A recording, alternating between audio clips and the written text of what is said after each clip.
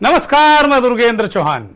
जातिगत जनगणना के ध्वजवाहक बिहार के चीफ मिनिस्टर नीतीश कुमार बिहार के पूर्व मुख्यमंत्री लालू प्रसाद यादव रहे हैं, लेकिन यूपीए सरकार में लोगों ने जातिगत जनगणना की मांग की थी, जिसे मनमोहन सरकार ने इनकार कर दिया था। बाद में दबाव के चलते यूपीए सरकार में जातिगत जनगणना करवाई गई थी, पर उसकी रिपोर्ट को दबा लिया गया था, जो आज तक सार्वजनिक नहीं हुई। नरेंद्र मोदी के भी 10 साल हो गए हैं। जातिगत जनगणना का मसीहा सही मायने में नीतीश कुमार को ही कहा जाता है, जिन्होंने सबसे पहले बिहार में न केवल जातियों की जनगणना कराई, बल्कि उनके अनुपात के हिसाब से आरक्षण की भी व्यवस्था की। हालांकि सुप्रीम कोर्ट ने उस पर रोक लगा दी और लोकसभा चुनावों के कुछ समय पहले से राहुल गांधी ने जातिगत जनगणना का मुद्दा जोर शोर से उठाया। यही नहीं, कांग्रेस ने सीडब्ल्यूसी में प्रस्ताव पारित करके ऐलान किया कि केंद्र की सत्ता में आने पर वो देश भर में जातिगत जनगणना कराएंगे। यही नहीं, लोकसभा चुनावों में मैनिफेस्टो में भी कांग्रेस की तरफ से ये वादा किया गया था कि सरकार बनी तो बिहार की तरह पूरे देश में जातिगत जनगणना होगी।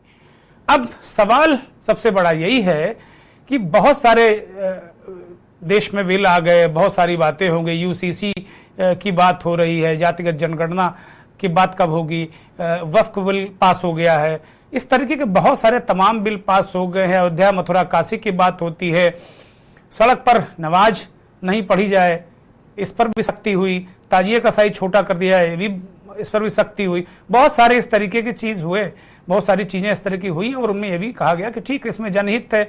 वक्फ विधेयक जो आया उसमें भी कहा गया कि इसमें बहुत बड़ा जनहित है, अच्छी बात है। राम मंदिर, आर्टिकल 370, 3 तलाक, CAA, UCC और वक्फ संशोधन बिल के बाद अब विपक्ष सरकार से पूछ रहा कि आखिर जातिगत जनगणना कब।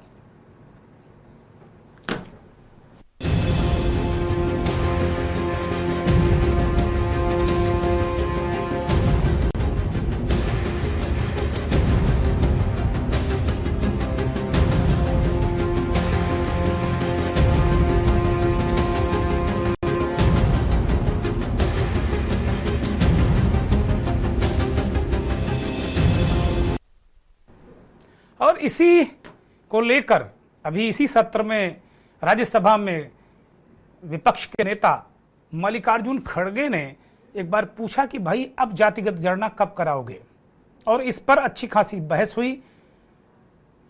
कुछ लोगों ने ऐसे करके उंगली दिखाई खड़गे साहब को। खड़गे साहब ने कहा कि आज तक सदन में इस तरीके से मुझे अपमानित नहीं किया गया। तो जातिगत जनगणना के सवाल पर सत्ता पक्ष क्यों चुप्पी साध जाता है? बाकी तो सारे सवाल, यूसीसी हो, वक्फ बिल हो, बहुत सारे, और मैं मानता हूं कि ये जो सरकार करती है वो देश हित में काम करती है, इसमें कहीं कोई संदेह नहीं। मैं मान लेता हूं कि सारे बिल भी जो आए हैं उनमें सब देश हित को ध्यान में रखकर सरकार ने काम किए हैं, बहुत अच्छी बात है। लेकिन जातिगत जनगणना जो कहा जा रहा है कि एक्सरे होगा, देश का सही मायने में एक्सरे होगा, राहुल गांधी ऐसा कहते हैं, तो इस एक्सरे की रिपोर्ट या ये एक्सरे कराने से सत्ता पक्ष क्यों कतरा रहा है, ये बड़ा सवाल हम आज इस पर उठा रहे हैं। और हम ही नहीं, संसद में पूरे विपक्ष ने इस मसले को रखा। नेता प्रतिपक्ष राहुल गांधी भी लगातार कहते हैं जातिगत जनगणना को लेकर, वो एक संविधान की किताब को लेकर वो संविधान बचाने की बात करते हैं, और फिर अगला जो उनका सवाल होता है वो जातिगत जनगणना को ही लेकर होता है। तो जातिगत जनगणना में ऐसी क्या दिक्कतें हैं, ऐसी क्या समस्याएं हैं, एक बार फिर से इस पर नई बहस विपक्ष ने छेड़ी है राज्यसभा में खड़गे के जरिए। एक रिपोर्ट।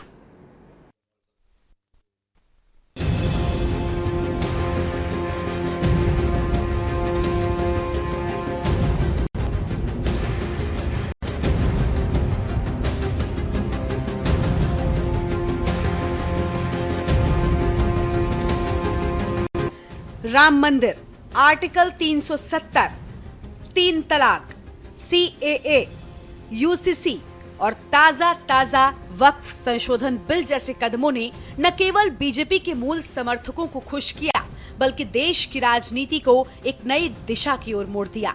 अब जब ये बड़े लक्ष्य सरकार हासिल कर चुकी है या उनकी दिशा में मजबूत कदम उठाए जा चुके हैं, तो सवाल उठता है कि सरकार का अगला कदम भला क्या होगा। सरकार के एजेंडे में भले ही आगे कुछ भी हो, लेकिन सरकार यहीं पर रुकने वाली नहीं, क्योंकि सदन में बीजेपी सांसदों के तेवर सब कुछ बयान कर रहे हैं। वहीं विपक्ष ने भी अपना एजेंडा साफ कर दिया है। हालात चाहे जो भी हो, जाति जनगणना के मुद्दे पर सरकार को घेरने से अब पीछे नहीं हटने वाली। कांग्रेस राज्यसभा सांसद मल्लिकार्जुन खड़गे ने सरकार से जाति जनगणना जल्द कराने की मांग की, सदन के अंदर उठाई और सरकार को फिर घेरने के लिए चक्रव्यूह की रचना भी शुरू कर दी गई है। महात्मा गांधी जी ने कहा था कि जैसे अपने शरीर की पड़ताल के लिए हमें पीरियोडिकल मेडिकल एग्जामिनेशन करना पड़ता है, उसी तरह जनगणना किसी राष्ट्र का सबसे महत्वपूर्ण परीक्षण होती है। जनगणना बहुत महत्व का काम होता है। इसमें काफी बड़ी तादाद में लोग लगते हैं। उनको पॉपुलेशन के आंकड़े, employment, family structures, socio economic conditions और कई की पैरामीटर्स की पड़ताल करनी होती है। दूसरे विश्व युद्ध के दौरान और 71-72 में भारत पाक युद्ध के बावजूद जनगणना हुई थी, लेकिन बहुत दुख की बात है कि इतिहास में पहली बार सरकार ने रिकॉर्ड देरी की है। आप चाहते हैं तो जनगणना के साथ जातिगत जनगणना भी संभव है, क्योंकि आप SC ST के डाटा कलेक्ट करते ही हैं, अन्य जातियों का भी कर सकते हैं, लेकिन जातिगत जनगणना और जनगणना दोनों पर ये सरकार मौन है। जातिगत जनगणना की मांग को लेकर कांग्रेस लंबे समय से मुखर रही है। इतिहास के पन्नों को पलटे तो साल 2018 में मोदी कैबिनेट के मंत्री राजनाथ सिंह ने वादा किया था कि 2021 की जनगणना में ओबीसी जातियों की गिनती के साथ कराई जाएगी। हालांकि बाद में केंद्र सरकार ने इसे इनकार कर दिया था, जिसके बाद राहुल गांधी ने हर मंच से सरकार की जाति जनगणना पर जमकर सरकार को घेरा। ये सब गालियां खुशी से खाऊंगा, क्योंकि महाभारत की बात हुई तो महाभारत में अर्जुन को सिर्फ मच्छी की आंख दिख रही थी, उसी प्रकार मुझे सिर्फ मच्छी की आंख दिख रही है। जाति जनगणना हम करा के दिखाएंगे। खत्म। आपको जितनी गाली देनी है आप दीजिए, हम खुशी से लेंगे। तो ओबीसी की बात, जनगणना की बात बहुत की जाती है। माननीय सभापति जी, जिसकी जात का पता नहीं वो गणना की बात करता है। जुलाई 2022 में लोकसभा में जवाब देते हुए केंद्र ने साफ कर दिया था कि संवैधानिक प्रावधानों के तहत सिर्फ SC और ST जातियों की गिनती ही की जा सकती है, ओबीसी की नहीं। अब जब मोदी 3.0 की सरकार वक्फ बिल को लाकर फ्रंट फुट पर खेल रही है, ऐसे में कांग्रेस ने जाति जनगणना का तीर फिर से बीजेपी को मारा है। कई महत्वपूर्ण सर्वेक्षण और कल्याणकारी कार्यक्रम जनगणना के आंकड़ों पर निर्भर करते हैं। लंबी देरी के कारण लाखों नागरिक सरकारी कल्याणकारी योजनाओं के पहुंच से बाहर हो चुके हैं।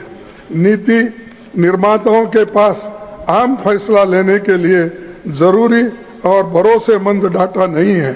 लेटेस्ट और सटीक जानकारी के बिना आप कोई नया काम ठीक से नहीं कर सकते। इसीलिए मैं सरकार से निवेदन करता हूं कि तत्काल जनगणना का काम शुरू हो और जाति जनगणना दोनों भी जल्दी कराना चाहिए। मैं आपसे निवेदन करता हूं। जातिगत जनगणना की मांग अक्सर विपक्ष उठाता है, फिर चाहे विपक्ष में कांग्रेस हो या बीजेपी। इसे करवाने की मांग उठाने वालों का तर्क रहा है कि इससे जो आंकड़े सामने आएंगे, उस आधार पर सरकार की जन कल्याणकारी योजनाओं का फायदा उन तक पहुंचाया जा सकेगा जिन्हें इसकी सबसे ज्यादा जरूरत है। बीजेपी जातिगत जनगणना बिल्कुल नहीं कराएगी, उसके सख्त खिलाफ है। असलियत तो यह है कि बीजेपी ने शोषितों, वंचितों, आदिवासियों, दलितों, पिछड़ों के खिलाफ हमेशा साजिश करी है। वो रिजर्वेशन के भी खिलाफ है, वो संविधान को भी बदलना चाहते थे और ये बात उन्होंने लोकसभा के चुनावों में बार बार कही। अब सवाल ये है, और पहला सवाल है कि क्या जातिगत जनगणना की मुखालिफत बीजेपी का अधिकृत स्टैंड है? बीजेपी सरकार ने अपने पिछले 2 कार्यकाल और तीसरे कार्यकाल के पहले 10 महीनों में कई बड़े और विवादास्पद मुद्दों पर कदम उठाए हैं। राम मंदिर, 370 के साथ साथ 3 तलाक को निरस्त करना और CAA को लागू करना इसी का नतीजा रहा है, लेकिन जाति जनगणना के मुद्दे पर चुप्पी साधे रहे। मैं जानना चाहता हूं कि पिछले 70 साल किन लोगों ने उनको अलग रखा है? किन लोगों ने अलग रखा है? किन्होंने उनको डरा के रखा है? किन्होंने उनके साथ अलग व्यवहार करने की बात की है? ये this polity has to be understood and I will tell you 50 years later, 100 years later, we will not be there. But the course of action which we take today, that is going to make India stronger, that we have to understand. और आपने 70 साल का experiment करके देख लिया। 70 साल का experiment आपने करके देख लिया, बांट करके देख लिया, वोट के पीछे पढ़ के देख लिया। 2013 का अमेंडमेंट ला करके भी 2014 में वहां बैठने के लिए मजबूर हो गए। इससे काम नहीं चलने वाला। बीजेपी के पिटारे में ऐसे कई मुद्दे हैं जिनका राजनीतिक, धार्मिक और सामाजिक असर है। मथुरा और वाराणसी का मुद्दा ऐसा ही है जो घोषणा पत्र में शामिल तो नहीं रहा, पर बीजेपी न्यायालय के जरिए इसका समाधान चाहती है। लेकिन जाति जनगणना कब होगी? जाति जनगणना पर सरकार का स्टैंड क्या है? आखिर इस मुद्दे से सरकार बच क्यों रही है? ये बड़ा सवाल है। स्पेशल डेस्क के न्यूज इंडिया।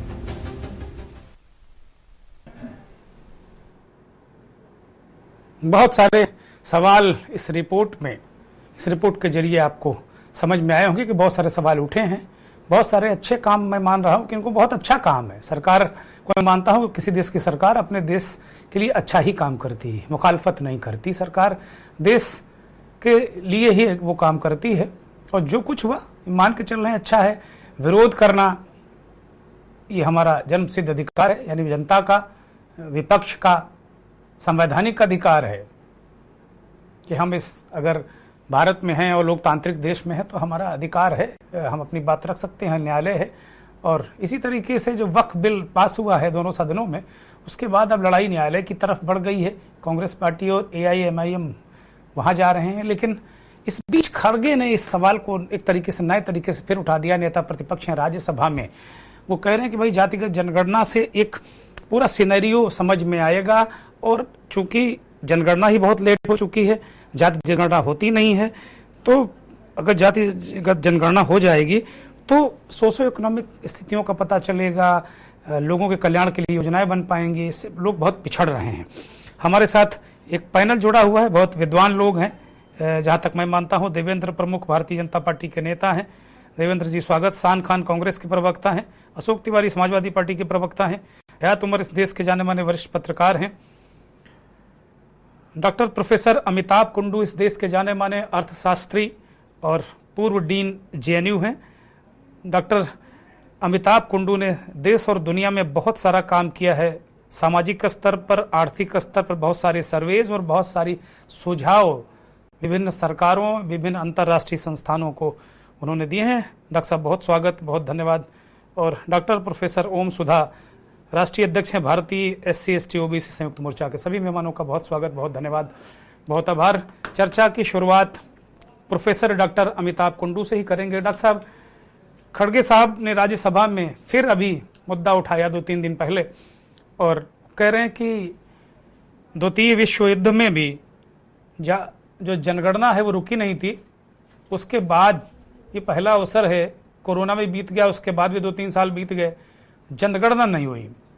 और वो कहते हैं कि जनगणना में जब आप SC ST की तो कराते ही हैं, तो OBC की कराने में क्या दिक्कत है? ये इसको लेकर बार बार विपक्ष और खासतौर पर कांग्रेस पार्टी ये कहती है कि एक सही सीनरियो, एक परिदृश्य सामने नहीं आ पा रहा है, तो फिर लोक कल्याण के लिए योजनाएं कैसे बनेंगी? और इसकी वजह से बहुत सारे लोग सरकार की कल्याणकारी नीतियों और योजनाओं से वंचित हो रहे हैं। Professor doctor Amitabh Kundu.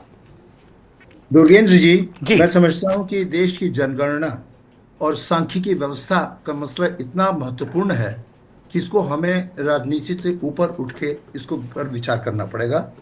और मैं चाहता हूं कि जनगणना का और जातीय बेस्ड जनगणना का मसला थोड़ा अलग है, उसको हम अलग ढंग से ट्रीट करें। मुझे अब तक समझ में नहीं आया है कि क्यों 2021 का जो जनगणना है वो अब तक नहीं हो पाया। इतने सारे राष्ट्रीय स्तर पर इवेंट्स हो गए, जन समागम हो गया, इतने एक्ट्स पास हो गए, लेकिन ये निश्चित रूप से दुखद बात है कि जनगणना नहीं हो पाई है। इसके वजह से बहुत सारे दूसरे प्रोग्राम्स के अंदर भी जो डेटा जा रहा है, जो सांख्यिकी जा रहा है, वो गलत जा रहा है। और ये बात सही है कि इसमें जो जो वंचित लोगों की तादाद काफी ज्यादा हो सकती है। लेकिन मैं आपको ये बताना चाहता हूं जी कि आंकड़े तभी विश्वसनीय होते हैं, तभी रोबस्ट होते हैं, तभी उसको हम नीति में इस्तेमाल कर सकते हैं, जबकि उस डेटा के जब हम इकट्ठा कर रहे हैं उसमें जो रिपोर्टर, जो रेस्पोंडेंट है और जो एन्यूमरेटर है, उनका कोई पर्सनल गेन नहीं होना चाहिए। अगर उनका कोई पर्सनल गेन उस आंकड़े से होता है तो निश्चित रूप से उसमें बायस होने के चांसेस हैं। मैं समझता हूं तो 2011 का जो सोशो इकोनॉमिक कास्ट सेंसस किया गया था, वो अनाउंस किया गया था कि इसके आधार पर आपके गरीबी का कार्ड मिलेगा, आप गरीबी रेखा के ऊपर हैं कि नीचे हैं ये पता चलेगा जी। इसकी वजह से जो रिस्पांस जो आया लोगों से वो निश्चित रूप से बायस्ड आया। और हमने कंपेयर करके देखा है 2011 का सोशो इकोनॉमिक कास्ट सेंसस का डेटा उसी समय उसके आसपास किए गए जो नेशनल सैंपल सर्वे है उससे कंपेयर करके देखा, सिर्फ एसेट डेप्रिवेशन नहीं, इवन लिटरेसी डेप्रिवेशन वो भी ज्यादा दिखाया गया। आपके पास रेडियो है कि नहीं है, अगर दोनों डेटा का कंपेयर करें सोशियो इकोनॉमिक कास्ट सेंसस को दूसरे डेटा के साथ में, आप देखेंगे लोगों ने निश्चित रूप से अपने डेप्रिवेशन को बढ़ा के दिखाया है। तो मैं समझता हूं कि अगर हम कास्ट सेंसस करना चाहते हैं, जातीय जनगणना करना चाहते हैं, उसकी विश्वसनीयता को बनाए रखने के लिए हम क्या करें कि रिस्पोंडेंट अपनी जो डेप्रिवेशन इसको बढ़ा चढ़ा कर ना कहें। पहली बात तो ये है। दूसरी बात, मैंने उस वक्त भी कहा था 2011 के सेंसस में, और उस वक्त के जो चीफ स्टैटिस्टिशियन थे उनसे भी मेरी बात हुई थी। मैंने ये कहा था कि अगर जातीय जनगणना करनी है उसको ऐसे किया जाए कि हमारी जो जनगणना है उसकी जो रोबस्टनेस है, जिसके सारे दुनिया में उसकी बड़ी तारीफ होती है, वो बायस ना हो जाए। क्योंकि अगर आपने पहला सवाल ये पूछ लिया आपकी जाति क्या है, तो ये हो सकता है वो हाउस होल्ड जो है जवाब वही देगा जो उस जाति के लोगों को देना चाहिए। आपकी बीवी क्या काम करती है, नहीं हमारी जाति में लोग काम नहीं करते। आपके पास ये एक चीजें हैं, आपके हैबिट्स क्या हैं, उसमें भी वो अपनी जाति के फ्रेमवर्क में जवाब देंगे। इसलिए मुझे लगता है कि जनगणना को और जाति के जनगणना को निश्चित रूप से अलग अलग रखना चाहिए। ये बहुत ही अहम मुद्दा है हमारे देश के लिए, और मुझे लगता है कि आंकड़े तो निश्चित रूप से आने चाहिए जातिगत। उसका इस्तेमाल जो है राष्ट्रीय नीति पर निर्धारण में होना चाहिए। ये नहीं होना चाहिए कि लोकल लेवल पे पॉलिटिक्स हो। आप किसी यूनिवर्सिटी को घेर लिया, किसी इंस्टीट्यूशन को घेर लिया, कहा भाई यहाँ पर भूमिहार कितने हैं, यहाँ पर जादव कितने हैं, उनके प्रोपोर्शन में हर एक फैकल्टी और स्टूडेंट होना चाहिए। अगर आप माइक्रो लेवल पे इस तरह से इंटरवेंशन करना शुरू करेंगे, जितनी भागीदारी उनकी उतनी साझेदारी, ये इससे हमें प्रोटेक्ट करना है। मुझे लगता है आंकड़ों की आवश्यकता है, लेकिन आंकड़ों का इस्तेमाल किस ढंग से किया जाएगा उसको ध्यान में रखते हुए उसको फ्रेमवर्क को डिजाइन करना पड़ेगा। अच्छा, एक सवाल प्रोफेसर साहब और मेरा, 2011 की जनगणना से आप का जुड़ाव भी रहा है, आपने तमाम सुझाव भी दिए होंगे या उसका अध्ययन भी किया होगा। उस जैसा आपने कहा कि उसमें बढ़ा चढ़ा कर दिखाए गए, तो ये क्या मंशा होती है? बढ़ा चढ़ा कर दिखाने के पीछे भी क्या मंशा होती है? देखिए, अगर आपने पहले ही अनाउंस कर दिया किसी आंकड़े के आधार पर आपको जो है कार्ड मिलेगा, गरीबी रेखा के नीचे है कि ऊपर है ये तय किया जाएगा। अगर मैं भी हूं, मैं भी चाहूंगा कि भाई मेरा डेप्रिवेशन मिल जाए। और उस आंकड़े का इकट्ठा करने में आपको मैं बता दूं, जो जनगणना होती है उसमें तो घर में जाके शेड्यूल भरा जाता है जी, लेकिन ये जो जाति जनगणना हुई है वो आंकड़े तो घर में जाके भरे गए, लेकिन उसको बाद में नोटिस बोर्ड में लगाया गया, ग्राम सभा के नोटिस बोर्ड में लगाया गया, वार्ड कमेटी में लगाया गया। अगर कोई आदमी ऑब्जेक्शन रेस करता है तो उसको कंसिडर किया गया, तो उसमें पीयर ग्रुप मॉनिटरिंग, नेबरहुड से उसकी वेरिफिकेशन करवाया गया। मुझे लगता है सेंसस का एक क्लॉज है कि कॉन्फिडेंशियलिटी होनी चाहिए, क्योंकि जो मैं आंकड़े मैं दे रहा हूं सेंसस को, उसका इस्तेमाल कोर्ट ऑफ लॉ में मेरे खिलाफ नहीं किया जाएगा। अगर आपको दोनों चीजों को मिक्सअप किया हुआ है, अगर आपने इसको कम्युनिटी लेवल पे वेरिफिकेशन कर रहे हैं, उसमें क्या कोई लीगल मुद्दा हो सकता है, इसको भी हमें जानना जरूरी है। लेकिन मुझे तो पहले ही भी पता था कि अगर लोगों को पहले ही ये इन्फॉर्म किया जा, सूचना दी जा चुकी है कि इसी के आधार पर आपको गरीबी रेखा के नीचे का कार्ड मिलने वाला है, तो निश्चित रूप से वो अपने बढ़ा चढ़ा के कहेंगे। मैं स्वच्छ भारत मिशन का चेयरमैन था, जब हमने पहला सवाल पूछा कि क्या आपके घर में टॉयलेट है, सबको नजर आया 14,000 रुपए मिलने वाले हैं। उसने कहा हमारे घर में टॉयलेट नहीं है। हमने 2-3 सवाल और पूछे कि कहाँ जाते हैं, आपकी बीवी कहाँ जाती है, तब पता चला वाकई एक और टॉयलेट है। तो निश्चित रूप से हमें डिजाइन करने में कास्ट सेंसस जाति को तो हमें बहुत सावधानी बरतनी पड़ेगी। ठीक, धन्यवाद। जी जी, आप बने रहिए डॉक्टर साहब। बहुत महत्वपूर्ण बात, बहुत एक विद्वान की बात आपने सुनी, दर्शकों ने भी सुनी और सभी पैनलिस्ट ने भी सुनी। डॉक्टर प्रोफेसर अमिताभ कुंडू इस देश और दुनिया के जाने माने बहुत बड़े विद्वान हैं, हमारे साथ जुड़े हुए हैं, सौभाग्य है हमारा। डॉक्टर ओम सुधा की तरफ मैं रुख करूंगा, राष्ट्रीय अध्यक्ष हैं भारतीय SC/ST OBC संयुक्त मोर्चा के। डॉक्टर ओम सुधा, डॉक्टर कुंडू ने कुछ चिंताएं भी जताई, लेकिन वो कह रहे हैं कि हाँ होनी चाहिए और हम बहुत पिछड़ रहे हैं, दो चीज़ें 2021 में होनी चाहिए थी वो 25 तक नहीं हो पा रही हैं, इससे तो बिल्कुल गलत डेटा जा रहा है, बहुत सारी चीज़ें खराब हो रही हैं। लेकिन वो कुछ चीज़ों के लिए कह रहे हैं, वो कह रहे हैं कि भाई स्वच्छ भारत मिशन के वो चेयरमैन थे, लोगों ने टॉयलेट होते हुए भी उसका लाभ लेने की कोशिश की। तो पहले वो कह रहे हैं कि भाई गणना करा लो, सुविधाएं बाद में करो, और ये जो घेराबंदी होती है, जो आजकल आप लोगों का मोर्चा और संगठन घेराबंदी करते हैं, बताओ यूनिवर्सिटी में कितने पंडित हैं, कितने भूमियार हैं, कितने OBC हैं, कितने SC हैं, तो इससे बचना चाहिए। प्रोफेसर ओम सुधा, मेरी आवाज आ रही है दुर्गेंद्र? हाँ, दर्शक सुन रहे हैं, बोलिए। हाँ दुर्गेंद्र जी, किस बात से बचें? मतलब अगर मुझे कैंसर हो गया है और हम अगर न बताएं कि कैंसर है तो क्या मेरा इलाज हो जाएगा? मुझे लगता है कि समाज में अगर जातिवाद है और जाति व्यवस्था से जनित बीमारियां हैं, जाति व्यवस्था से जनित बीमारियां ये हैं कि एक समतामूलक समाज का निर्माण नहीं हो पाया है अब तक। जाति व्यवस्था से जनित व्यवस्था ये है कि पूरे देश में जितने भी केंद्रीय विश्वविद्यालय हैं उसमें एक भी अगर शेड्यूल कास्ट का जो है नहीं होता है वाइस चांसलर, तो ये जाति व्यवस्था से जनित व्यवस्था है। आप देखिए, मैंने आज एक जो है वाइस चांसलर की सूची जो है आज मैंने ट्वीट किया, मेरे एक्स पे कोई देख सकते हैं, तो उसमें एक भी जो है SC छोड़िए OBC तक नहीं है। तो यह जो बीमारी है, मुझे लगता है कि जिस देश में हम लोग दिन रात जो लोग सत्ता में बैठे हुए राष्ट्र की बात, देश की बात करते रहते हैं, क्या किसी देश की 85 से 90% आबादी को संसाधनों से विमुख करके, संसाधनों से मुक्त करके सिर्फ चंद कुछ जातियों को संसाधन का सारा लाभ देकर, क्या हम सच में कह सकते हैं पूरी ईमानदारी से अपने हृदय पर पत्थर रखकर कि हम लोग एक राष्ट्र की बात कर रहे हैं? क्या जिस देश में 90% आबादी को इग्नोर किया जाता रहा हो, क्या उस देश को देश कहें? कैसे कहें जब आप देश में हमारी भागीदारी नहीं देंगे? और गलती क्या हमारी? गलती ये कि जो यह ब्राह्मणिकल सिस्टम है इस देश का, जो मनुवादी व्यवस्था है, उस मनुवादी व्यवस्था ने जो कमेरा जातियां हैं इस देश की, जो काम करने वाली जातियां हैं, मेहनत कर जातियां हैं, उनको नीच और छोटी जाति का बना दिया, नीच और छोटी जाति का बना दिया, और उनको जो है तमाम संसाधनों से मुक्त कर दिया, उनको भागीदारी। प्रोफेसर ओम सुधा, मैं थोड़ा सा इंटरप्ट करूंगा आपको माफी के साथ में। इस देश के प्रधानमंत्री नरेंद्र मोदी खुद कहते हैं कि मैं कामदार हूं, और वो राहुल गांधी को नामदार कहते हैं। वो खुद अपने आप को कमेरा जाति का कहते हैं, वो कहते हैं मुझे नीच कहा गया, मैं छोटी जाति का हूं। तो आप जब छोटी जाति का प्रधानमंत्री ही है तो फिर दिक्कतें कहां हैं? सब कुछ तो हो जाना चाहिए, सारी समस्याएं हल हो जानी चाहिए। दुर्गेंद्र जी, आप नरेंद्र मोदी जी के प्रधानमंत्री के आप भी जानते हैं, हम भी जानते हैं कि वह स्वघोषित OBC है, और जो इस देश का SC/ST, मैं चूंकि SC/ST OBC संयुक्त मोर्चा का राष्ट्रीय अध्यक्ष हूं, मैं इस समाज की लड़ाई लड़ता हूं।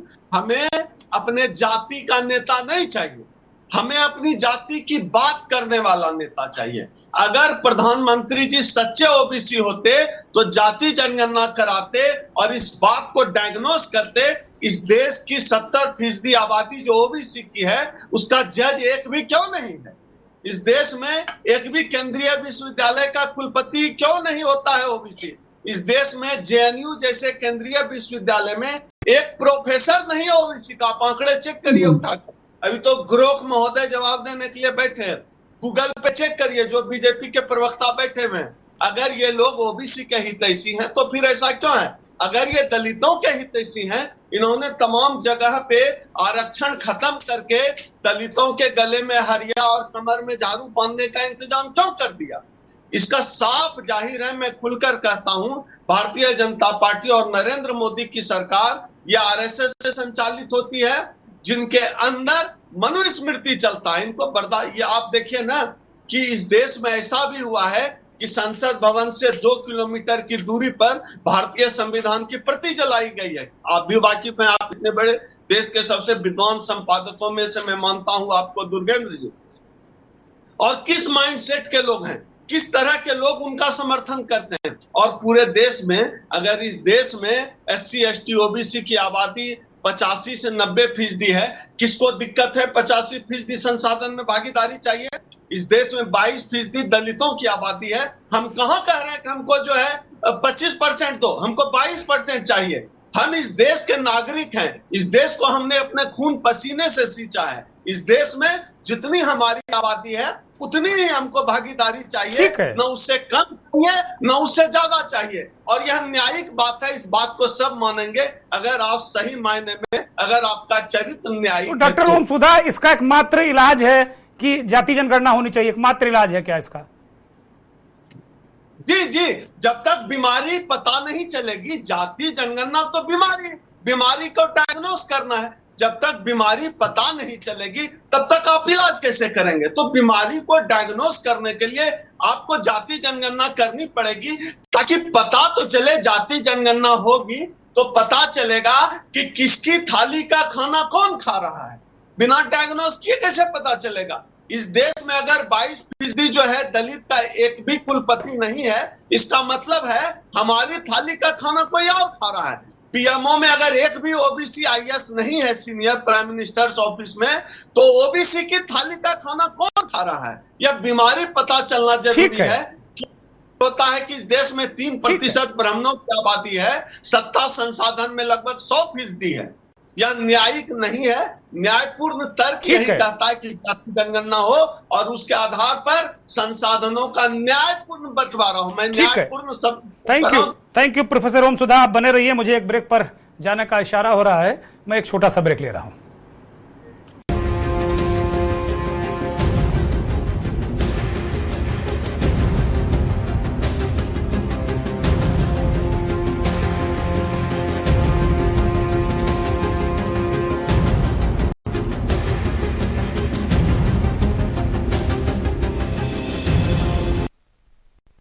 ब्रेक से पहले डॉक्टर प्रोफेसर ओम सुधा कह रहे हैं कि जाति एक बीमारी है, और उस बीमारी कितनी है, क्या है, वो तो कह रहे हैं कि कैंसर है और इसका निदान होना चाहिए। लेकिन निदान से पहले कोई CT स्कैन होगा, कोई एक्सरे होगा, कोई बायोप्सी होगी। तो वो कह रहे हैं भाई पहले CT स्कैन करा लो, बायोप्सी तो बाद में कराते रहेंगे। हयात उमर साहब वरिष्ठ पत्रकार की तरफ मैं रुख करूंगा, बाकी पैनल हमारे साथ जुड़ा हुआ है। प्रोफेसर अमिताभ कुंडू साहब ने भी बड़ी महत्वपूर्ण बात कही। वो कह रहे हैं कि इससे बहुत गलत डेटा जा रहा है। तो भारत के जो गरीब शोषित पीड़ित लोग हैं और आम लोग भी हैं, जब आपके पास डेटा नहीं है, आपके पास चीज़ें नहीं हैं, तो आप क्या 2011 या उसके पहले के डेटा पे काम कर रहे हैं? 21 में जनगणना नहीं होनी चाहिए थी, वो नहीं हुई। और खड़गे साहब ने राज्यसभा में कहा कि द्वितीय विश्व युद्ध के दौरान भी ये हुआ था, तब वैसी बहुत आपात स्थितियां थी। कोरोना एक बड़ी महामारी है, लेकिन उसके बाद अब तक कोई इनिशिएटिव क्यों नहीं लिया गया और सरकार बहुत चुप्पी साधे हुए सन्नाटे में है। हयात उमर साहब, अभी डॉक्टर ओम सुधा ने कहा कि ये एक बीमारी है और बीमारी का निदान बहुत जरूरी है, उसके लिए निदान करना पड़ेगा। लेकिन जो बड़े मूलभूत सवाल उठाए उन्होंने कि 3% 4% जो लोग हैं, डॉक्टर ओम सुधा हरदम जो ब्राह्मणवादी व्यवस्था है, मनवादी व्यवस्था, उस पर ये चोट करते रहते हैं। अब वो व्यवस्था है भी कि नहीं, एग्जिस्ट करती है कि नहीं करती, मुझे नहीं पता, लेकिन डॉक्टर ओम सुधा उस पर अटैक करते हैं और वो कहते हैं कि 3% ब्राह्मणों ने 100% संसाधनों पर कब्जा करके रखा है। मैं प्रोफेसर कुंडू साहब से थोड़ी सी नाइत्तेफाकी रखता हूं। पहले मैं प्रोफेसर कुंडू साहब की बात का जवाब दूंगा कि सरकार के पास आंकड़े नहीं है। अरे सरकार के पास सब है। जो सरकार गिन सकती है कि 65 करोड़ रुपए, 65 करोड़ लोग प्रयागराज पहुंचे, उसके पास ये आंकड़ा नहीं होगा कि देश में जनता कितनी है और किस तरह की है। सरकार ने महंगाई के आंकड़े देना इसीलिए बंद कर दिया था, उसको पता है कितनी महंगाई है ही नहीं, तो आंकड़े की जरूरत क्या है? जब हमें पता है कि हमारे देश में क्या है, हम जानकारी हैं मुझे, तो हम क्यों बिना जनगणना पे वेस्ट करें अपना टाइम, पैसा, संसाधन क्यों वेस्ट करें? सरकार को पता है सब कुछ। सरकार नहीं चाहती कि उस पर हमारा फोकस चेंज होए और हम जाके जनगणना जैसी चीजों में, बेकार की चीजों में फंस जाए। उसके पास और बहुत महत्वपूर्ण मुद्दे हैं। अब देखिए, पहले सरकार के पास बहुत महत्वपूर्ण था वक्फ बिल का मुद्दा। जनगणना तो होती रहेगी, अभी नहीं होगी, 5 साल बाद हो जाएगी, 5 साल बाद नहीं होगी, 10 साल बाद हो जाएगी, डजंट मैटर। सरकार के पास आंकड़ा है, योजनाएं बन रही है, गरीबों तक पहुंच रहा है। ऐसा तो नहीं सरकार के पास कोई गरीब के पास राशन कार्ड नहीं बन रहा, किसी के पास चीजें नहीं पहुंच रही है, किसी को घर नहीं मिल रहा, किसी को शौचालय नहीं मिल रहा, किसी को नौकरी नहीं मिल रही। सरकार कह रही कि हम तो रोजगार दे रहे हैं, हर साल 2 करोड़ रोजगार दे रहे हैं। अब वो रोजगार कौन सा है, कैसा है, ये अलग विषय है। खैर, अब दूसरी बात उन्होंने कही, हमारे प्रोफेसर ओम सुधा ने, कि 3%। अरे भाई, जो योग्य होगा वो ब्राह्मण या स्वर्ण इस देश में जन्मजात योग्य है, इस बात को वो समझ नहीं पा रहे हैं। उनको समझना चाहिए कि वो जन्मजात योग्यता के चलते उनको यहां पहुंचे हैं। और जाति बीमारी नहीं, इलाज है। अगर बीमारी होती तो स्वयं प्रधानमंत्री क्यों कहते कि मैं इस जाति से आता हूं? क्यों अपनी जाति को, ओबीसी में शामिल करवाते, बाद में करवाते? तो जाहिर बात है कि जाति इलाज, बीमारी नहीं है, एक व्यवस्था का इलाज है। जो हमारे वैदिक सनातनी व्यवस्था थी, उसमें जो जातीय क्रम था, भाजपा उसी वैदिक सनातनी व्यवस्था को बनाए रखना चाहती है। वो सामाजिक ताना बाना बना रहना चाहिए। जो दलित है वो दलित रहे, जो स्वर्ण है वो स्वर्ण रहे, जो वैश्य है वो वैश्य रहे। और देखिए, ये वैदिक व्यवस्था है, इस पर सवाल उठाना देशद्रोह है, सनातन का द्रोह है। तो इस बात को डॉक्टर ओम सुधा समझ नहीं रहे हैं। अब बात रह जाती है कि सरकार जनगणना क्यों कराए। सरकार को जनगणना की कोई आवश्यकता नहीं है, मुझे लगता है कोई वो नहीं है।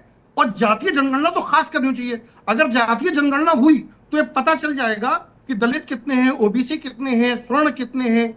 और जाहिर बात है कि जब पता चलेगा कि सब कुल आबादी का 60% पिछड़ा है, तब 60% जो हमारी जो सीलिंग लिमिट है आरक्षण की, जो 50% की लिमिट है, जिसमें 27% ओबीसी को मिला हुआ है और 3% SC/ST को मिला, 22% SC/ST को मिला हुआ है, वो लिमिट कहीं ना कहीं तोड़नी पड़ेगी। वो तोड़नी पड़ेगी तो सामाजिक जो सद्भाव है, समरसता है, जो भाजपा के हिसाब से, संघ के हिसाब से, वो समरसता, सद्भाव छिन्न भिन्न हो जाएगा। फिर 80 बनाम 20 की बात नहीं हो पाएगी। हर आदमी अपना अधिकार मांगेगा तो देश में उथल पुथल होगी। तो भाजपा इस शांति को, इस समरसता को, तो है सब उथल पुथल तो नहीं होनी चाहिए ना देश में। उथल पुथल कोई अच्छी बात तो नहीं चाहती कोई उथल पुथल हो। अब 20% मुसलमान है, अगर वक्फ बिल नए आए हैं तो कौन सा वो किसानों की तरह जाके धरने पे बैठ जाएंगे? कोई फर्क नहीं पड़ रहा है। तो देखिए, भाजपा केवल वो काम करेगी जिसमें उसे माहौल अच्छा बना रहे देश का, और उसे वोट हर जाति का, इस भ्रम में हर जाति आपने वो सारी बातें कह दी है। मैं देवेंद्र प्रमुख से क्या सवाल पूछूं? मेरे सामने आपने धर्म संकट खड़ा कर दिया। भाई देखिए, आप ये भी तो देखिए ना कि हमने आपका मुख्यमंत्री बना दिया, हमने आपका राष्ट्रपति बना दिया। अभी देखिए, हमारे भाजपा प्रवक्ता कहेंगे कि SC/ST से हमारी राष्ट्रपति महामहिम है, PM हमारी यूपीसी से, तो कैसे अधिकार नहीं मिल रहा दलितों को, और पिछड़ों को? तो देखिए, आपको हम प्रधानमंत्री बना देंगे, मुख्यमंत्री बना देंगे। एक बात जरा स्पष्ट करिए हयात उमर, ये जो सामान्य तौर पर जो जनगणना होती है, जो 21 में ड्यू थी और अब तक हो जानी चाहिए थी, जिसकी बात प्रोफेसर कुंडू भी कर रहे हैं, हम सब कर रहे हैं, खड़गे साहब ने भी कहा कि जनगणना हो और जाति जनगणना भी हो।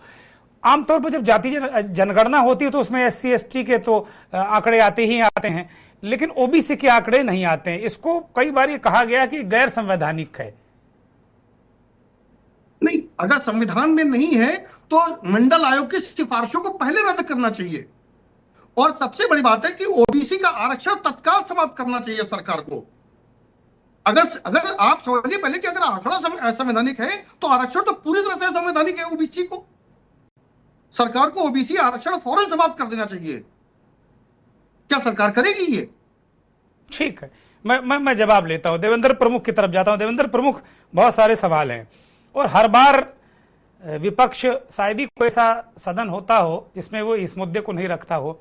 एक सामान्य तौर पर जो 21 में जनगणना होनी चाहिए थी, कोरोना था, चलो 22 हो गया, 23 हो गया, 24 हो गया, 25 आ गया, अब भी जनगणना नहीं हो रही है, तो ये तो फिर सवाल उठेंगे नियत पर सरकार के। और दूसरी बात यह है कि जाति जनगणना कराने में क्या दिक्कत है? प्रोफेसर कुंडू कह रहे हैं कि डेटा गलत जा रहा है, अब गलत डेटा से नीति नहीं बन पाएगी, बड़ी दिक्कत होगी। वो एकेडमिक्स से आते हैं, वो विद्वान हैं, तो वो नेता जैसी बात नहीं कर सकते। है ना, वो तो कहेंगे कि भाई डेटा पर ही हम सब कुछ तय करते हैं।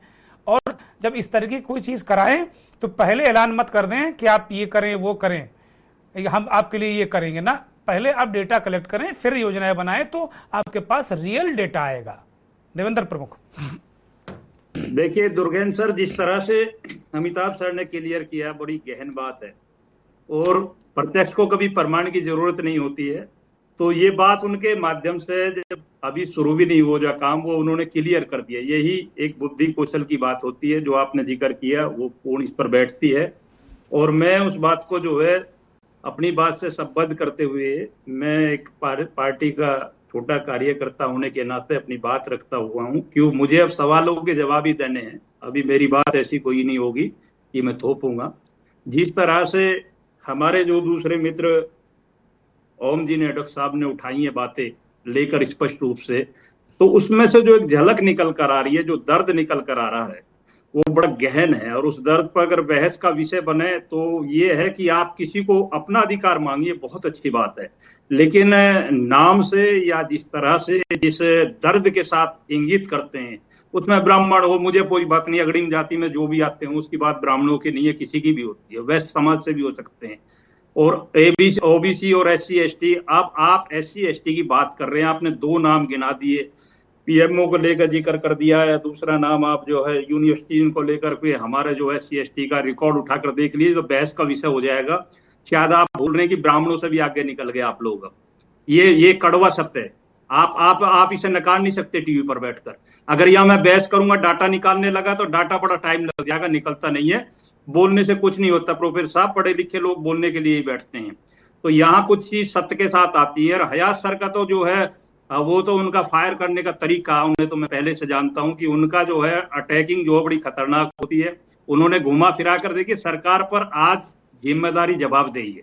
मैं दुर्गेन्द्र सर एक चीज क्लियर करना चाहता हूं आपको कि 14 के बाद सरकार ने जो प्रयास किया है वो एक नीतिगत प्रयास है, और उसका परिणाम है कि हम तीसरी बार तक और आज तक प्रदेश वाइज जिस चुनाव में जीत रहे हैं, उसका परिणाम ये है कि हम जनता के अनुसार, जनता जो चाहती है, जनता जो इस देश की को पसंद है, जनता को, वो कर रही है हमारी सरकार। उसमें जातिगत भी हो सकती है, उसमें गैर जातिगत भी हो सकती है। और जाति की बात इसलिए नहीं करते कि हम सबका साथ, सबके विकास की बात हम करते हैं, तो जाति की बात हम नहीं करते। आपका विशेषाधिकार, आप मांगिए हमसे। हम प्रयास करते हैं कि विपक्ष हमसे कुछ मांगेगा तो सरकार की ड्यूटी भी बनती है भाई, देना भी है, लेकिन ये जनता जो मांगती है उससे आपसे भी पहले देना। वक्फ बोर्ड पर अगर चर्चा करें ना, मैं ये कह रहा हूं बड़ी संख्या में, यहाँ सर निकाल कर देख लिया, आप चुटकी मत लीजिए, मुस्लिम समाज की मेहरबानी से ये हुआ है। मैं आज आप डंके की चोट पर बता रहा हूं। आप सोच नहीं सकते इस देश के कितने मुस्लिमों ने इस कानून का स्वागत किया। हाँ, हो सकता है जातिगत जनगणना कब कराओगे, इसका जवाब भी दो। वो बहुत अच्छा काम आपने किया है, मुसलमानों ने स्वीकार भी किया होगा आपके मुताबिक, लेकिन जातिगत जनगणना, इस पर जवाब दे दो। और जनगणना कब कराओगे, अब तो मूल प्रश्न ये आ गया कि जनगणना ही नहीं है हो रही, ये भी बताओ ना आप।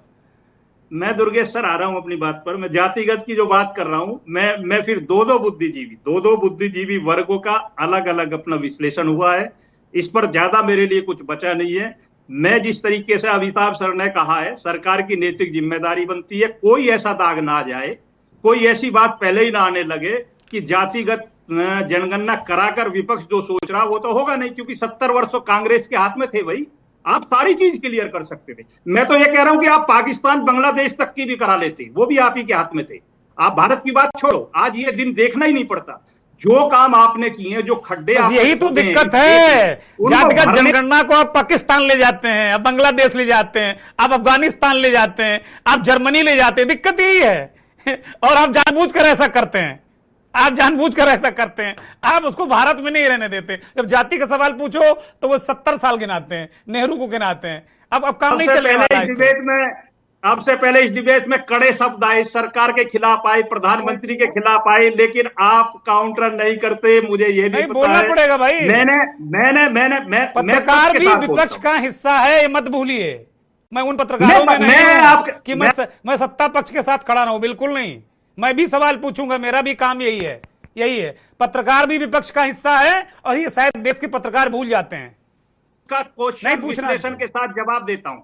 बोलिए। ऐसा क्वेश्चन नहीं लेता हल्के में कि बहस की वजह होगी या किसी एंकर से एक प्रवक्ता बहस कर निकल जाएगा। आप दुर्गेंद्र हैं और आपकी बहस की वजह देवेंद्र जानता है।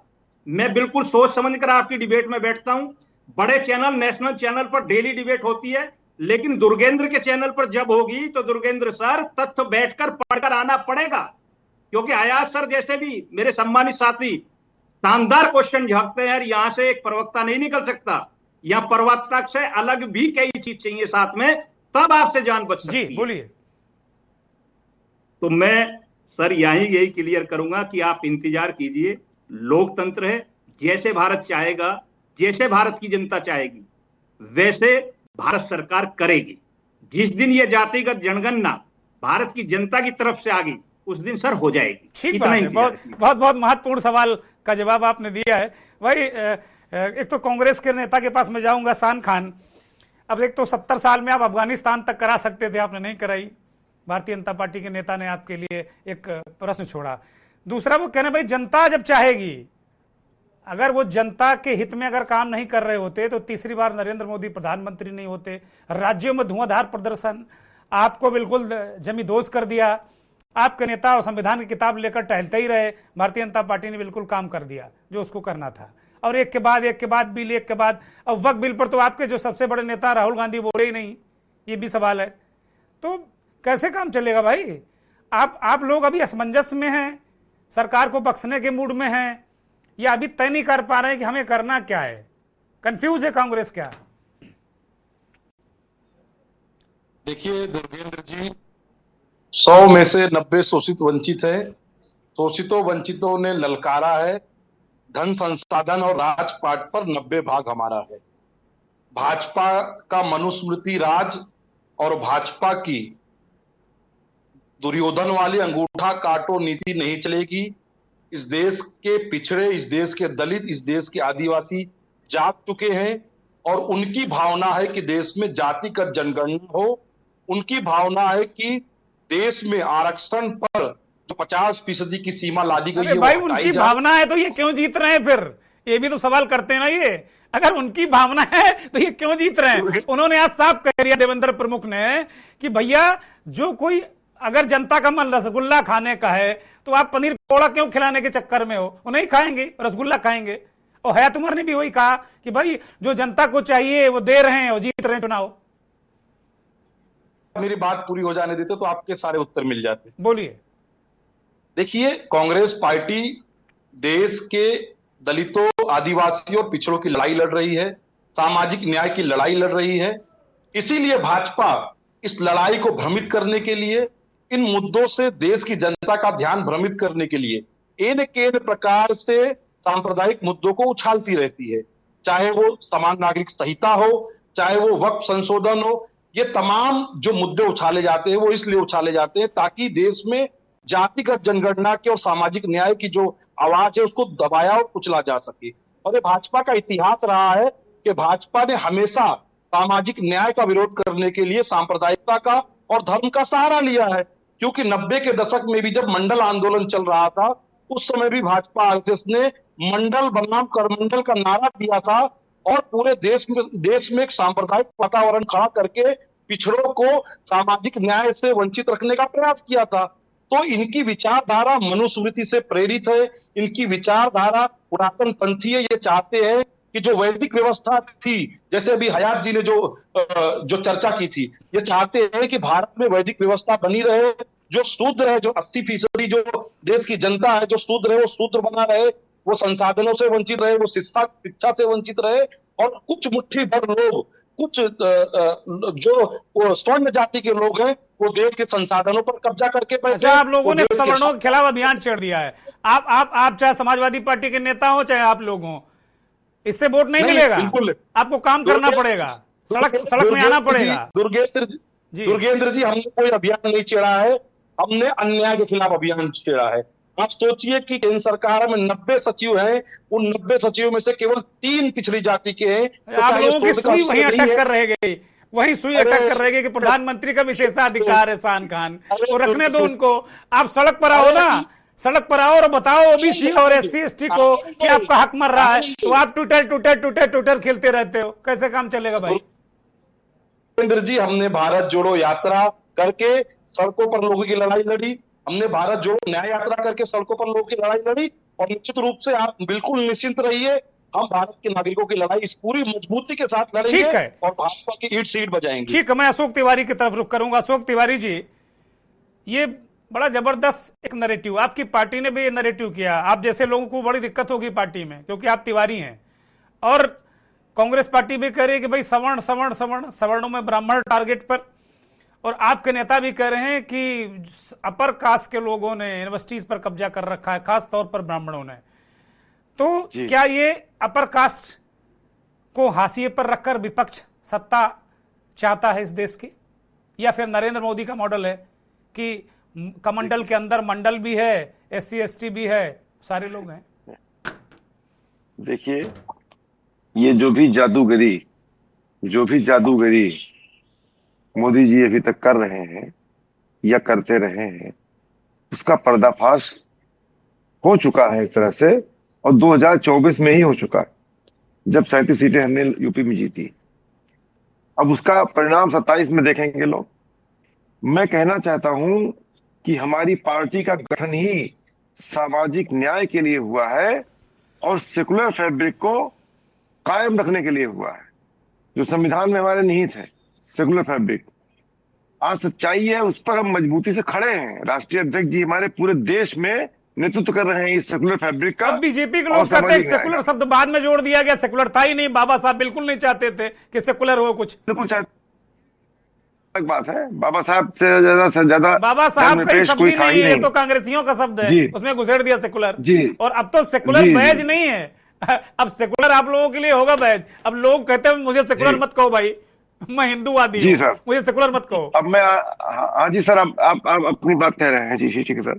मैं आ रहा हूँ, अब आ रहा हूँ अमिताभ जी पे आ रहा हूँ। अमिताभ जी ने बहुत अच्छी बात कही। उन्होंने कहा 2021 में हो जाना चाहिए था। चलिए, कोरोना काल था, 21 से 25 4 साल हो गए, 25 आ गया, अभी तक क्यों नहीं हुआ? ये उनका सवाल है। आखिर कारण क्या? सब कुछ सारे काम हो रहे हैं, जनगणना क्यों नहीं हो रही है? ये जनगणना की बात है। हम तो जातीय जनगणना की बात कर रहे हैं। जातीय जनगणना भी होनी चाहिए और जनगणना भी होनी चाहिए। अब रही बात हमारे डॉक्टर ओम सुधा जी, प्रोफेसर साहब, जो उन्होंने कही, उन्होंने अपना दर्द बयां किया है। एक बहुत बड़ा दर्द है, इतना कहना ही काफी है। बहुत बहुत बहुत विस्तार से उन्होंने अपनी बातें कही हैं, जो चैनल के सामने है, दर्शकों के सामने है। मैं इतना ही जोड़ता हूं उसमें कि उन्होंने अपने दिल का दर्द बयां किया है, जिसको हयात उमर साहब ने डिफाइन किया है। उन्होंने दर्द बयां किया है, हयात उमर साहब ने डिफाइन किया है। हयात उमर साहब ने मोदी जी की व्यक्तित्व को बताया है कि मोदी जी दिखने में कुछ और हैं और करने में कुछ और हैं। करने में वो वैदिक व्यवस्था कायम करना चाहते हैं, करने में जो जहां जैसे जिस हालात में है उस हालात में ही रखना चाहते हैं, और बातें बहुत लंबी चौड़ी करते हैं। यही बात हयात उमर साहब ने कही है, सच्चाई भी यही है। आज भाजपा के प्रवक्ता की बात करें, वो भी यही कह रहे हैं कि हमें जब जैसा दिखाई पड़ेगा तो हम करा लेंगे, हम करा जाती जनगणना भी करा लेंगे। जनता नहीं मांग कर रही है अशोक तिवारी जी, वो कह रहे जनता से मांगी नहीं आ रही है, नेता आप लोग कर रहे हैं। कोई PDA, कोई ADA, कोई संविधान लेके घूम रहा है। जनता जिस दिन कहेगी हम करा लेंगे। ये उनकी सोच है। अभी उनको चोट कम पड़ी है, अभी 240 पा गए हैं आंकड़े देश भर में। उत्तर प्रदेश से चोट आई है, 37 सीटें हम जीते हैं, भारी पराजय उत्तर प्रदेश में हुई है। अभी पूरे देश में पराजय बाकी है उनकी, और अभी 27 में और बुरी हार हारेंगे तब मान लेंगे। अभी कहते हैं कि काठ की हाड़ी नहीं चढ़ती, अभी संविधान करके जीत गए हैं। 27 में जब बुरी हार हारेंगे तब ये क्या कौन सी हाड़ी बताएंगे। आज आरक्षण नहीं मिल रहा है, ओम सुधा जी के दर्द से मैं सहमत हूं। प्रोफेसर ओम सुधा जी के दर्द से मैं पूरी तरह सहमत हूं।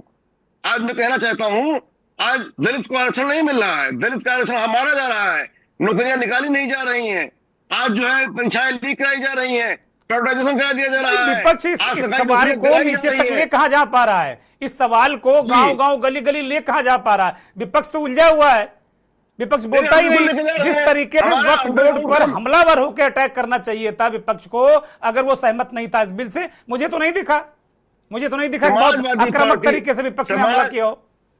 Samajwadi Party door to door canvassing कर रही है, अंडरग्राउंड काम कर रही है, और उत्तर प्रदेश में भारी पराजय 27 में होने वाली है। और हमारा दलित लामबंद है, पिछड़ा लामबंद है, पीडीए लामबंद है, अल्पसंख्यक लामबंद है, और कमजोर सवर्ण भी लामबंद है, गरीब ब्राह्मण भी लामबंद है, किसान लामबंद है। किसान में सभी कैसे लामबंद होगा?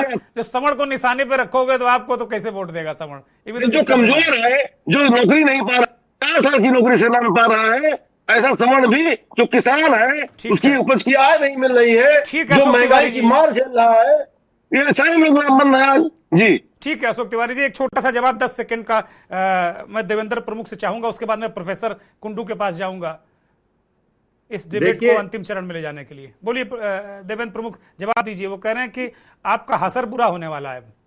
सर मैं आपको तथ्य के साथ 30 ही सेकंड में कर रहा हूं दुर्गेश सर। मैं ये कहना चाहता हूं, जिस तरह अशोक जी ने हम पे सवाल दबाए हैं, भाई उत्तर प्रदेश को टारगेट किया, मैं यहीं रह जाता हूं छोटे एरिया में। 2007 उत्तर प्रदेश बहुत बड़ा है भाई, छोटा मत कहो, फंस जाओगे चक्कर में, उत्तर प्रदेश वाले नाराज हो जाएंगे। बहुत बड़ा है, बहुत बड़ा, कई देश के बराबर है। बोलिए। क्वेश्चन बिल्कुल बिल्कुल सर, क्वेश्चन तो इनका पूरे देश पे था, लेकिन मैं कह रहा था कि उत्तर प्रदेश में ही पूरा हो जाएगा। सॉरी सर, मैं ये कहना चाहता हूं सर, 2007 पूर्ण बहुमत की सरकार थी और 2012 से और 17 तक भी पूर्ण बहुमत की सरकार थी। कितने दलित हितैषी थे आप, कितनी योजनाओं दलितों के लिए आए, कौन कौन से आरक्षण आपने अपने यहाँ पारित कर आपने भेजे लोकसभा में, क्योंकि आपके मतलब की सरकार लोकसभा में बैठी थी। आज जो आप झूठ बोलते हैं, सिर्फ इसी की वजह से आपको जो है बार बार झटके खाने पड़ते हैं। भैया जनता समझदार होगी, सर्च करती है, 1 मिनट में पता लग जाता है कि आप क्या बोल रहे हैं और आपका वो सब रिकॉर्ड हो जाता है। आप ये जो आपके वर्ड है ना, उसको देख देख कर जनता डिसीजन कर रही है। अब भी व्यक्तिगत जा रहे हो आप लोग। मैं फिर कहता हूं आपको, आप पीडीए की बात करते हो, पीडीए में आपका ये पता नहीं है कि अग्रिम में क्या ब्राह्मण है या अल्पसंख्यक है। आपकी मनोवादी या एक चीज को टारगेट करना या किसी वैश्य को, हम सबकी बात कर रहे हैं भाई। हम ठीक है देवेंद्र प्रमुख, समय नहीं है, अब थोड़ा सम्मान दे। देवेंद्र प्रमुख, अब आपकी बात आ गई भाई। अशोक तिवारी बताओ, जो पीडीए का ए है उसमें क्या है, वो बताओ इनको जल्दी से। देखिए, आदरणीय राष्ट्रीय अध्यक्ष जी ने स्पष्ट कर दिया है, ए फार अल्पसंख्यक भी है, ए फार अगड़ा भी है। वो अगड़ा जो समाजवादी सवर्ण है, जो समाजवादी है, जो कमजोर है, जो कमजोर से भी कमजोर है। आज वो जो किसान है, जो कमजोर है, जो सर्वजन समाज है, वो भी हमारे साथ है। ठीक है, स्पष्ट बात, आधी आबादी है उसमें, आधी आबादी है और आदिवासी भी उसमें आते हैं। आगे आपका जवाब। अब शान खान बताओ भाई, देवेंद्र प्रमुख ने कहा कि आप लोग कितनी योजनाएं, कितना सब काम किए हो, और अगर ऐसा किए होते तो आपकी सरकारें होती। आप इधर घूम थोड़े रहे होते कि इधर उधर टहल रहे होते। आपके नेता कहीं नजर ही नहीं आ रहे हैं आजकल। जल्दी से। देखिए दुर्गेंद्र जी, भारत में जितने भी सामाजिक न्याय के काम हुए, चाहे वो संविधान निर्माण के समय हुए हों, चाहे उसके बाद हुए हों, निश्चित रूप से कांग्रेस पार्टी की एक महत्वपूर्ण भूमिका उसमें रही है। और केवल कांग्रेस पार्टी की नहीं रही है, और अन्य दलों की भी रही है, आरएसएस और भाजपा को छोड़ दिया जाए तो। और रही बात कि अब जो जातिगत जनगणना और सामाजिक न्याय की बात हो रही है, वो इसलिए हो रही है क्योंकि भाजपा पीछे के दरवाजे से निजीकरण के माध्यम से आरक्षण का गला घोटने का काम कर रही है। आप देखते जाइए, उत्तर प्रदेश में भी नियुक्तियां हुई, शिक्षक भर्ती में घोटाला हुआ, उसमें ओबीसी आरक्षण को दरकिनार कर दिया गया था। उसके बाद आप बुंदेलखंड विश्वविद्यालय में नियुक्तियां हुई, एक ही जाति विशेष के लोगों को 11 लोग को नियुक्तियां दे दी गई, आरक्षण को दरकिनार कर दिया गया। तो इन सब परिस्थितियों को देखते हुए अब जातिगत जनगणना आवश्यक है, और भाजपा की छाती पे चढ़कर जातिगत जनगणना कराएंगे, और ये होकर रहेगा। Thank you professor Kundu. जल्दी से प्रोफेसर कुंडू की तरफ रुख करते हैं। प्रोफेसर कुंडू, बिना आरक्षण, माफ कीजिएगा, बिना जाति जनगणना या जनगणना के जो अभी 21 में पेंडिंग थी, किस किस तरीके का नुकसान इस देश को हो रहा है, या यहाँ के रहने वाले लोगों को किस तरह ये नुकसान हो रहा है, और ये कितना आवश्यक है? एक बार फिर से मैं आपसे यही सवाल कर रहा हूं। दुर्गेंद्र जी, मैं समझता हूं कि कोई वजह नहीं हो सकती कि हमारा जो जनगणना है वो 31 में हो। उसके पहले कर लेना चाहिए। इसकी आंकड़े के सही नहीं इस्तेमाल करने से निश्चित रूप से जो मार्जिनलाइज तबका है, जो वल्नरेबल तबका है, उनको नुकसान हो रहा है। दूसरी बात, मैं समझता हूं कि जाति के आंकड़े भी आने चाहिए, लेकिन इस ढंग से आए कि वो विश्वसनीय हो। ऐसा ना हो कि रिस्पोंडेंट और एनुमरेटर को बायस की वजह से जो आंकड़े गलत, अगर आंकड़े गलत आएंगे तो गलत आंकड़ों के लिए हमें ये नहीं करना। और दूसरी बात मैं समझता हूं कि अगर इस जातिगत आंकड़ों का इस्तेमाल माइक्रो लेवल पे किया जाता है कि फलां यूनिवर्सिटी में भूमिहार कितने हैं, उसी प्रोपोर्शन में स्टूडेंट भी होने चाहिए, अगर इस प्रकार की लोकल पॉलिटिक्स होती है वो निश्चित रूप से सही नहीं होगा। एक बात मैं कहना चाहता हूं कि प्रयागराज में कितने करोड़ लोग आए, उससे कितनी आमदनी हुई, ये तो राजनीति है। मैं उस आंकड़ों पर नहीं जाता, लेकिन मैं इस आंकड़े पर जरूर जाता हूं कि जल जीवन मिशन में अगर सरकारी पोर्टल कहता है कि 81% गांव कवर हो गए और नेशनल सैंपल सर्वे और एनएफएचएस कहता है कि नहीं वो 72% ही है या 60% है, तो मैं उस डेटा को डिफेंड करता हूं। मैं कहता हूं कि डेटा एनएफएचएस का जो डेटा है या नेशनल सैंपल सर्वे का डेटा है वो पॉलिटिक्स से अलग है, इसलिए हमें जाति जनगणना को भी राजनीति से अलग रख के करना पड़ेगा। मैं सबसे बड़ी बात यह कहना चाहता हूं कि जो आंकड़े कहा आपने, उन्होंने सुना कि 20% हमारे देश में मुसलमान हैं, यह आंकड़ा मैंने उनसे सुना था जो ये कहते हैं अगले 50 साल में मुसलमान ओवरटेक कर जाएंगे। 14 से 15% में नहीं है। हमें आंकड़ों पर ध्यान देना पड़ेगा। हम सरकार के सपोर्ट कर रहे हो या विपक्ष में जा रहे हो, आंकड़ों की सच्चाई अगर सही करना चाहते हैं तो आपको बहुत जरूरी है कि एनएसएस जो डेटा जाति जनगणना है उसको सेंसस से अलग रखना पड़ेगा, क्योंकि जहां आपने पहले जाति का सवाल पूछ लिया तो जवाब देते वक्त वही जवाब देगा उस जाति के लिए जो करना पड़ेगा, सच्चाई जो है वो नहीं दे पाएगा। इसलिए अगर जाति जनगणना करनी है तो उसको पॉपुलेशन सेंसस की रोबस्टनेस की, अच्छा, आप जरूरी मानते हैं कि नहीं, एक एक्सपर्ट के तौर पर आप जरूरी मानते हैं कि नहीं? अगर आपने लगा दिया, पिछली बार भी कहा था, पता नहीं मेरे कहने से ही हुआ या नहीं, लेकिन जातीय जनगणना को जनगणना से अलग रखा गया। इसकी वजह से जो जनगणना के जो आंकड़े हैं उसकी जो विश्वसनीयता है वो कम नहीं हुई। नेशनल सैंपल सर्वे एनएफएचएस में भी जाति के सवाल को रखते ही दूसरे इंफॉर्मेशन जो है वो भी बायस्ड हो जाता है। लेकिन हमें जरूरत आवश्यकता है जातिगत डिप्रीवेशन जानने की, उसके लिए कोई अलग तरीके और सही ढंग से क्वेश्चनर बनाने पड़ेंगे ताकि उसकी विश्वसनीयता, इस वक्त जो एजुटेशन का मूड चल रहा है कि जाति जनगणना कर लो, हम लोकल लेवल पे जाकर टारगेट करेंगे इंस्टीट्यूशन को, फला जगह फला कास्ट को क्यों नहीं है।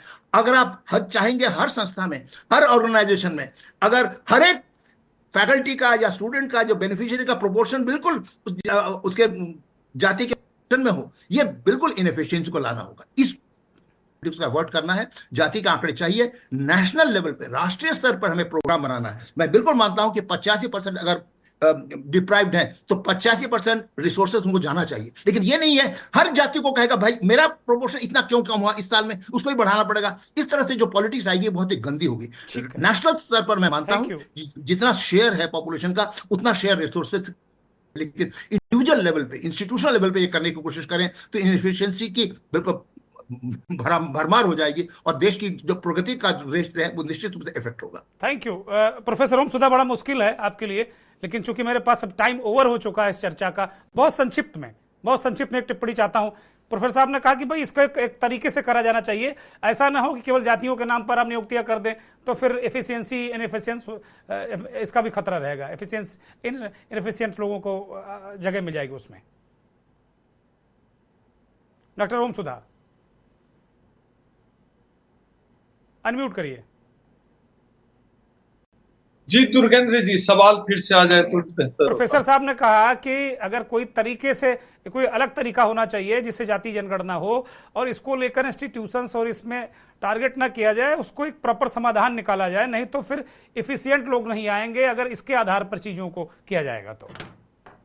एफिशिएंट क्या होता है? बहुत लोग जो इसको मैं सीधे समझता हूं मेरिट की बात, तो मेरिट क्या होता है? मेरिट का नाम सीधे तौर पे मैं अवसर लेता हूं। अवसर मतलब मेरिट, मेरिट मतलब अवसर। जो आप दुर्गेंद्र जी जब दिल्ली आते हैं, जब दिल्ली आते होंगे, आपके लखनऊ के चौक चौराहा पे किसी लाल बत्ती पे आप रुकते हैं, कोई बच्चा आता है गुलाब का फूल लेके 10 रुपया में ले लीजिए। उस बच्चे को आप लखनऊ के किसी कॉन्वेंट स्कूल में एडमिशन करवा दीजिए, मैं गारंटी लेता हूं IAS IPS भी हो सकता है, कर जाए ना कर पाए, लास्ट में इंजीनियर तो जरूर बनेगा। इसका मतलब क्या हुआ कि मेरिट जो है वो अवसर का नाम है। तो अवसर, हम लोग क्यों बात कर रहे हैं जाति जनगणना की, और जाति जनगणना की आंकड़ों को बाहर करके उसके आधार पे सबको समान भागीदारी की, कि रेस बराबर हो और जिसकी जितनी आबादी है, ठीक है, देश के संसाधन के हिसाब से उसको भागीदारी मिले, समान अवसर मिले। तो समान अवसर से दिक्कत क्या है? और ये अब होता क्या, मेरिट क्या होता है? आप जहां कहीं भी हैं, आपको मैं खुद आपसे ही कह रहा हूं दुर्गेंद्र जी, आपको अगर अवसर न मिलता तो आप देश के इतने बड़े पत्रकार होते, संपादक होते। मुझे अगर आरक्षण की वजह से अवसर, मैं अपने एग्जाम्पल सैंपल के रूप में दे रहा हूं, मेरे दादाजी भैंस चराते थे, आरक्षण की वजह से मुझे अवसर मिला और मैंने पीएचडी की डिग्री ली। तो ये कैसे हुआ? अवसर से हुआ।